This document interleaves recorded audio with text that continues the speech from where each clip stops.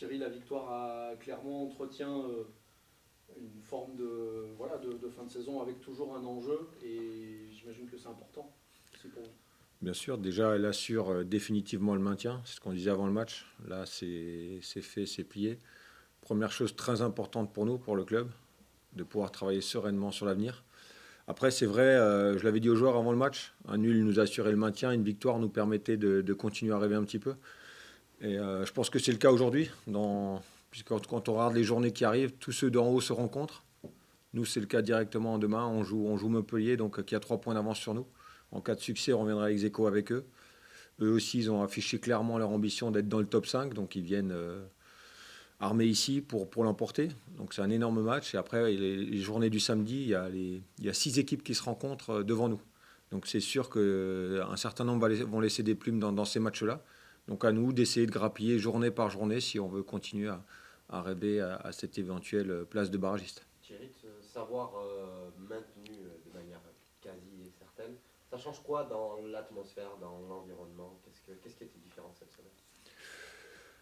Dans l'environnement des joueurs, rien, parce que je pense qu'eux, ils se sentaient déjà maintenus. Par contre, pour tout ce qui est autour, je pense que les dirigeants, ça les rassure, hein. Quand on est dirigeant, on est toujours très inquiet, on ne sait jamais comment ça se passe. Aujourd'hui, on a un tel écart avec le barragiste que c'est fait. Donc je pense il y a plus de sérénité aussi qui se dégage autour du club, avec la certitude de vivre une année de plus dans le monde professionnel, ce qui n'est pas rien. Donc on a senti beaucoup de sérénité et puis de l'envie d'accueillir ce beau match à domicile, cet adversaire de valeur qui est un club historique de Ligue 1. Donc c'est un bel événement. Donc plus de sérénité, mais aussi peut-être l'obligation d'afficher une meilleure copie à domicile envers le public qui attend la victoire. Ouais, en fait, c'est surtout la victoire qu'ils attendent plus qu'une meilleure copie, parce que je pense que contre Saint-Etienne, on a rendu une très belle copie, on a perdu 3-0. Donc aujourd'hui, l'important c'est le résultat. De toute façon, on est à cette passe-là. Si on veut voir plus haut, il faut gagner les matchs. Et plus que le contenu, l'important c'est de gagner. Ce qui est dommage, c'est ce match à Bastia qui, moi, me reste vraiment à travers de la gorge sur une deuxième mi-temps qui a été maîtrisée, même si on n'a pas eu beaucoup de situations. On encaisse ce but et c'est dommage parce qu'on aurait stoppé cette spirale un peu négative à domicile et surtout un peu psychologiquement dure à vivre pour les joueurs, je pense, à domicile. Donc c'est un peu de regret. Maintenant, il faut passer à autre chose. Comme je disais, si on a envie de vivre une fin de saison excitante, il va falloir gagner des matchs. Et à domicile, c'est indispensable qu'on en gagne. Il en reste 3. Si on veut viser le top 5, il faut en gagner au moins 2 sur les 3. Donc le top, ça serait de commencer par demain, même si c'est un énorme morceau qui nous attend. Un morceau, donc meilleure défense de Ligue 2, ça veut dire qu'il faudra certainement être patient. Ouais, on les a bien analysés. Ils mettent beaucoup de rigueur dans leur jeu. Hein, donc c'est pas par hasard qu'ils sont en meilleure défense. Non seulement ils sont en meilleure défense, et en plus ils subissent très très peu de situations. Donc j'ai encore écouté les paroles de leur coach qui parle beaucoup de rigueur défensive, d'application défensive. Donc on sait à quoi s'attendre, hein. Un peu comme Saint-Etienne, hein. Je pense que Saint-Etienne est venu en bloc bas. Et malgré leur gros potentiel, ils savent que sur les individualités, ils peuvent faire les différences. Donc je pense que ça sera un peu le même match que Bastia, hein. Que Saint-Etienne, où ils sont très compacts, très denses, où c'est dur de se créer des situations. Malgré tout, contre Saint-Etienne, on avait trouvé 2 fois la faille, on n'a pas réussi à marquer. On sait que dans ces matchs-là, c'est essentiel de scorer sur les peu de situations qu'on a. Donc il va falloir être ultra efficace offensivement, mais aussi être très rigoureux défensivement, parce que avec le potentiel, les Mendy, ils ont beaucoup d'anciens joueurs qui ont connu la Ligue 1. Il va falloir être prêt. Le début de match aussi va être important. Tu avais pointé les 2 entames de match compliquées contre Saint-Etienne et Bastia. Vous voulez appuyer dessus? Ouais, alors comment honnêtement, on ne sait pas trop parce qu'on s'était préparé à la fois à Saint-Etienne et Bastia sur l'entame, plus Saint-Etienne où on savait qu'il démarrait très fort. Et alors je ne sais pas justement si ça n'a pas un peu inhibé les joueurs, parce que j'ai l'impression que le but de Saint-Etienne, en fait, ça les a libérés. On a pris confiance, on a joué. Donc je pense qu'il ne faut pas trop insister. Moi, j'ai pas envie d'insister sur le fait qu'on n'y arrive pas à domicile, qu'on a des mauvaises entames, parce que des fois, ça a l'effet inverse de celui qu'on recherche. Donc il faut retrouver du plaisir à domicile. À l'extérieur, je sens qu'on a vraiment des certitudes.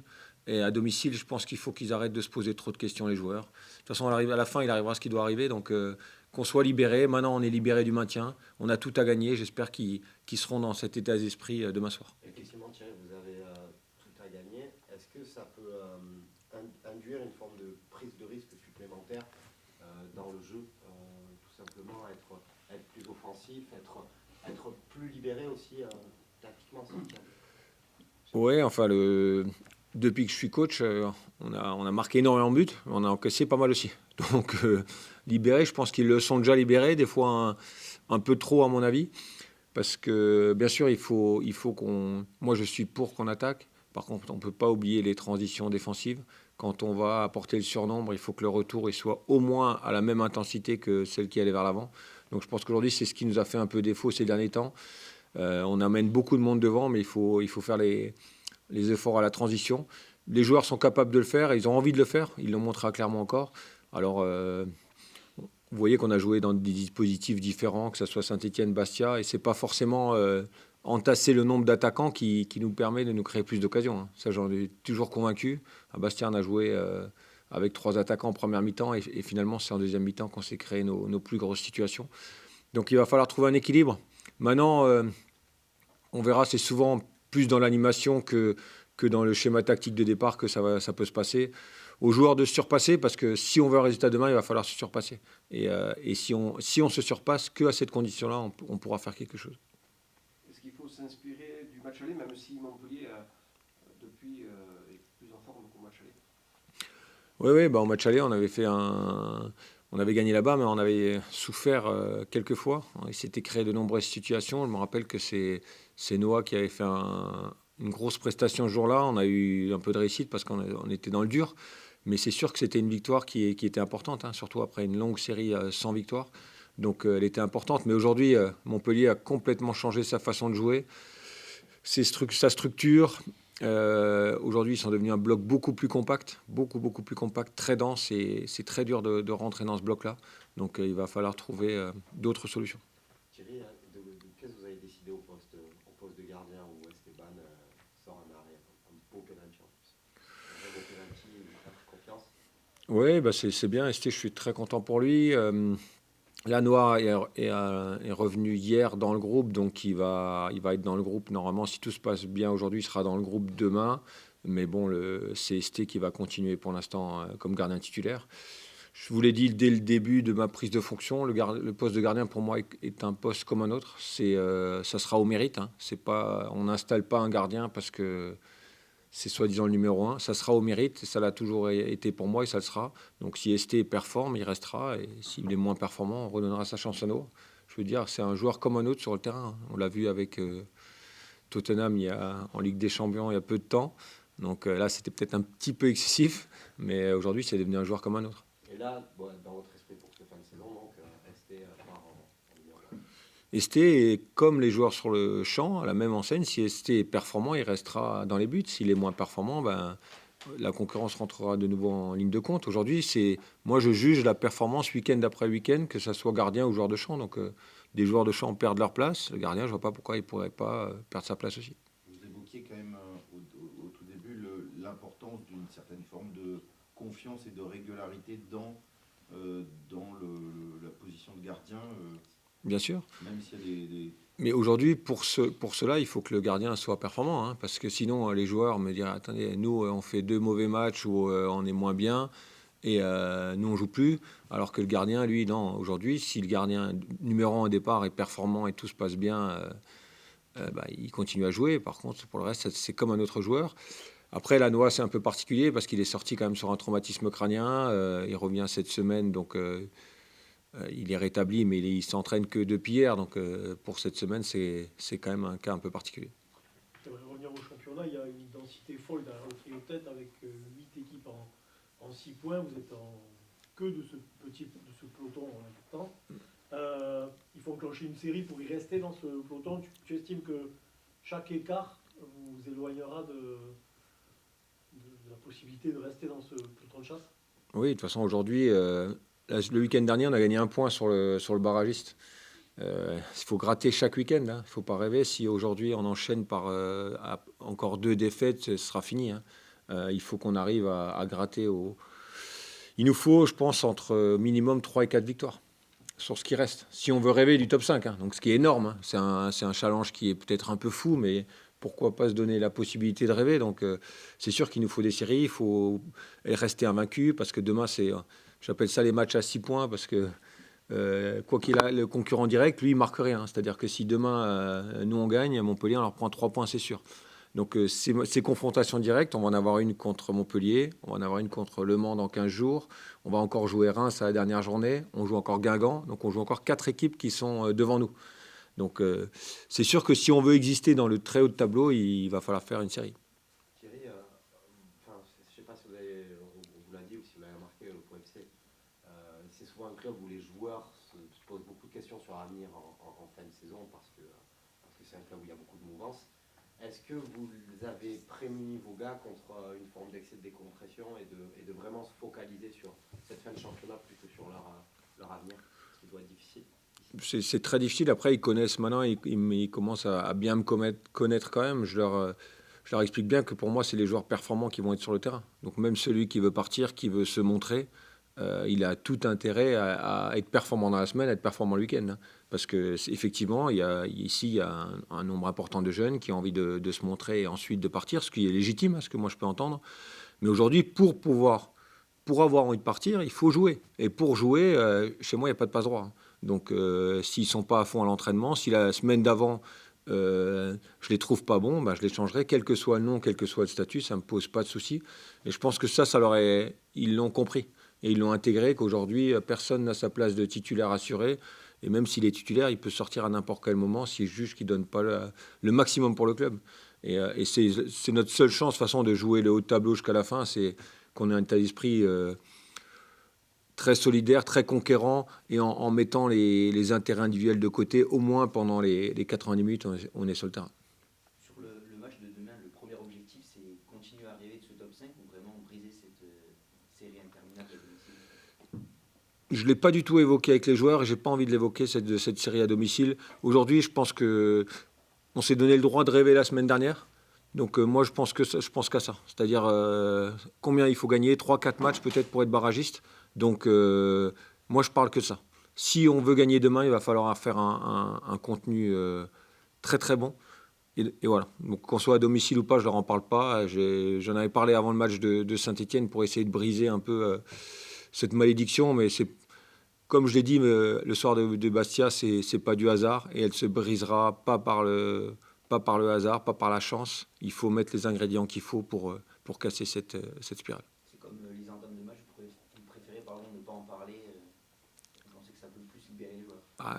Je pense que souvent, c'est comme quand on a mal quelque part, on se touche toujours là où on a mal. Donc l'évoquer quelque chose, des fois c'est comme les buts dans le temps additionnel. Attention, attention le temps additionnel. Donc déjà, c'est vous qui créez la peur et l'inquiétude chez les gens. Donc moi, j'ai pas évoqué la semaine dernière, on prend en corner, temps additionnel, le gardien qui monte. Tout le monde dit, oh, c'est la même que Bastia. Je dis, si je dis aux joueurs, oh, c'est la même que Bastia, voilà, déjà, eux, déjà, ils vont avoir pas possible. Donc je pense qu'il faut... Moi, je parle que du contenu. Le contenu, il permettra d'avoir un résultat. Le reste, pour moi, c'est secondaire. Par rapport au contenu, justement, il y a une stat souvent qui m'interpelle, c'est la possession. Est-ce que pour envisager quand même justement un maximum de bons résultats, il ne faut pas essayer d'avoir un peu plus la possession? C'est marrant parce que c'est une stat qui est souvent... regardez Montpellier. Montpellier, ils ont très peu de possession. Et ils ont des très bons résultats. Saint-Étienne, très peu de possession. En fait, depuis le changement à Saint-Étienne, on voit que les équipes qui... Aujourd'hui, c'est plus les équipes qui sont très compactes. Eux, ils ont du talent individuel tellement au-dessus que ça leur suffit. Donc, je ne vous dis pas qu'il ne faut pas avoir tout le temps le ballon. Bien sûr qu'on aime tous avoir le ballon. Aujourd'hui, le problème, c'est que quand on a le ballon, il faut être équilibré à la transition. Donc, le danger aujourd'hui, c'est de vouloir trop de possession, c'est de se dire à la perte, qu'est-ce qui se passe ? Donc bien sûr, on va avoir le maximum de le ballon. Je trouve qu'à Clermont, en deuxième mi-temps, on l'a eu beaucoup plus. Et là, on voit qu'on est moins en danger, comme on l'a vu en deuxième mi-temps de Bastia. Moi, je suis un entraîneur, comme je dis toujours, j'aime beaucoup de phases de possession. Avant, on était plus une équipe de transition. Et il va falloir progresser là-dessus encore. Ça, c'est une certitude. Mais bon, c'est le début et je suis convaincu qu'on peut y arriver. Tom, il paraît qu'il ne faut pas vous parler du fait que ça fait 5 mois que vous n'avez plus gagné à domicile. Le coach disait que ça pourrait être contre-productif de trop insister là-dessus. Ouais, c'est vrai que ça fait Ça doit faire à peu près 10 matchs qu'on n'a pas gagné ici. Et, euh, et comme j'ai assisté à la conférence du coach, c'est vrai qu'il ne nous en parle pas beaucoup. De toute façon, il n'a pas besoin de nous en parler. On sait tous que faut briser cette spirale négative à domicile. Et en tout cas, on va essayer de tout faire pour la casser dès vendredi. Vous en parlez quand même de cette série entre joueurs, en dehors de l'entraîneur? Ouais, quand même. Franchement, quand même. Parce que ça nous embête de ne pas gagner devant les supporters.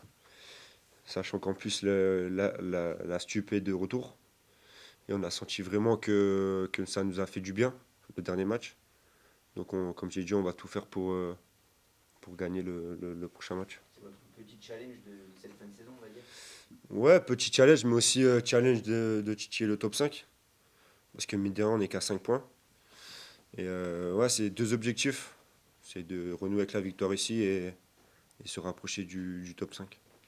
Comment tu expliques, toi, justement, cette on va dire, différence de rendement entre à domicile et à l'extérieur? Franchement, je sais pas du tout. Parce que si j'avais la réponse, je pense que on aurait cassé cette spirale depuis bien longtemps. Mais on fait tout au quotidien, on travaille pour, comme j'ai dit, casser cette spirale négative et repartir avec la victoire. C'est difficile de mettre de côté les cas individuels. Votre avenir à tous dans un club où il y a beaucoup de prêtés, où on ne sait pas trop de quoi l'avenir est fait. Comment vous arrivez à rester focalisé sur le principal?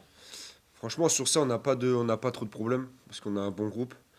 Il y a aussi les anciens qui arrivent aussi à canaliser les plus jeunes. Même les joueurs qui sont prêtés, ils se donnent à 100% au quotidien pour le club.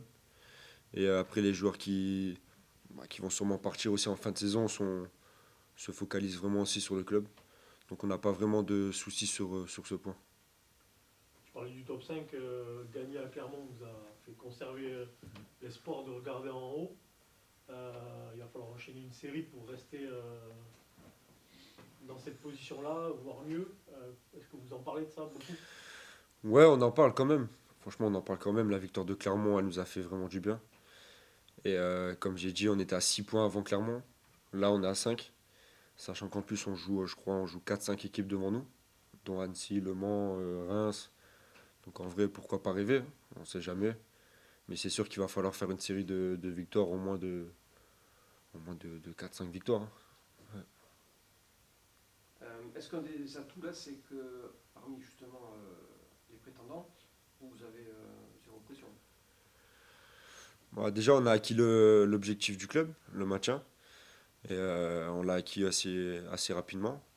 Donc maintenant, c'est pour ça qu'on a zéro pression et comme j'ai dit, on va tout faire pour se rapprocher du top 5.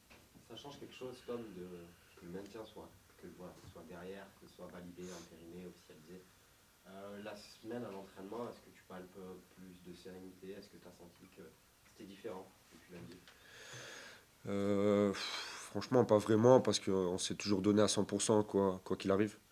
Quand on jouait la montée au début de saison, comme là, quand on a été un peu moins bien, on s'est toujours tout le temps donné à 100%.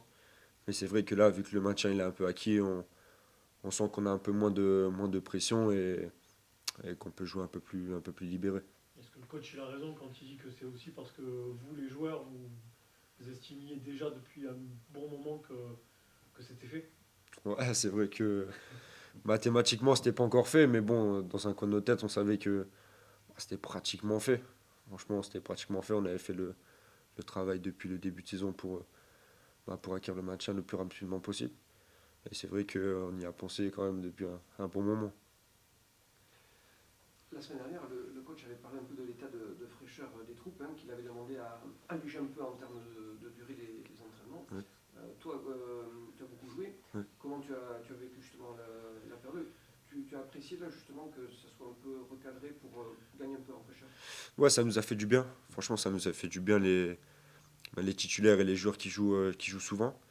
On a senti vraiment que le coach et le staff a vraiment diminué les séances, tout en mettant toujours de l'intensité. Et non, franchement, ça nous a fait du bien. Et en dehors, on va régulièrement aussi à Caliseo faire un peu de récup. Et franchement, c'est tous bien senti là cette semaine dès la reprise lundi. Par rapport à ça, il avait donné l'exemple des joueurs avec plus d'expérience, qui est logique, qui savent un peu se gérer. Ça, c'est un des trucs que vous essayez d'apprendre, vous les jeunes, parce que vous êtes souvent À tout 100%. à fond. Et est-ce que c'est important de travailler là-dessus avec les gars qui ont de l'expérience, comme Anthony, j'imagine, Antonin Ouais, c'est vrai que ils ont un peu plus d'expérience que nous. Par exemple, nous les jeunes, on va toujours se donner à 100%. Et par exemple, quand on a une petite gêne à l'ischio, nous on veut quand même s'entraîner. Tandis que les anciens, quand ils ont une toute petite gêne, ils prennent pas de risques, ils se reposent un peu une journée off. Et c'est vrai on essaye de prendre exemple sur eux, même si c'est compliqué parce que nous on veut toujours jouer, toujours se donner à 100% aux entraînements. Mais c'est vrai que c'est important des fois calmer un peu pour tenir sur une saison. À titre perso, donc, par rapport à cette saison où tu joues quasiment tout le temps, hein, Oui. qu'est-ce que ça t'a appris? J'imagine que ça a appris des choses sur ton corps, je pense, sur la gestion, ta gestion, comme ça. Franchement, ouais, c'est ma première saison où je joue pratiquement tous les matchs. J'ai accentué la récupération. Franchement, la semaine, je prends vraiment soin de mon corps où je fais la récupération tous les jours. Comme j'ai dit, j'alterne aussi avec Caliceo pour faire un peu de bain froid et de bain chaud. Et je trouve que j'ai appris rapidement quand même à prendre soin de mon corps. Parce que, comme je dis, pour tenir toute une saison, il faut en prendre soin. C'est notre outil de travail. Et c'est sûr que ouais, j'ai vraiment appris sur ce point-là. La récupération, c'est vraiment fondamental pour performer le week-end. Tu as vraiment aussi appris à vraiment défendre, parce que quand tu étais arrivé, tu étais un joueur, certes, qui jouait latéral, mais Ouais, très offensif. Ouais. Et tu m'avais dit toi-même, c'est pour ça que je lui ai dit que je me permets de lui dire, il allait falloir apprendre à vraiment défendre, alors surtout en Ligue 2. c'est La vrai. perf la semaine dernière, clairement, contre un vrai client du Mm. championnat, c'est le genre de choses qui te font prendre conscience que tu as vraiment progressé. Ouais, c'est sûr qu'en arrivant ici, j'étais piston. J'avais pratiquement jamais joué latéral. Et c'est vrai que au début de saison, j'avais un peu de mal quand même. Parce que j'avais pas l'habitude de me retrouver en 1 contre 1. Et voilà, mais en tout cas, grâce au staff, au coach, le coach aussi précédent, Nicolas, et l'actuel Chichi, ils m'ont fait progresser vraiment sur le plan défensif. Parce qu'offensivement, on sait les qualités que j'ai et ce que je peux apporter. Mais c'était vraiment le défensivement où il fallait vraiment que j'améliore. C'était un axe de progression. Et je trouve que c'est vrai, de match en match, je trouve que je réponds vraiment présent défensivement. Aussi grâce à mes coéquipiers, ça c'est sûr. Mais c'est vrai que comme j'ai dit, c'était un axe de progression et je trouve que j'ai bien progressé dans ce domaine.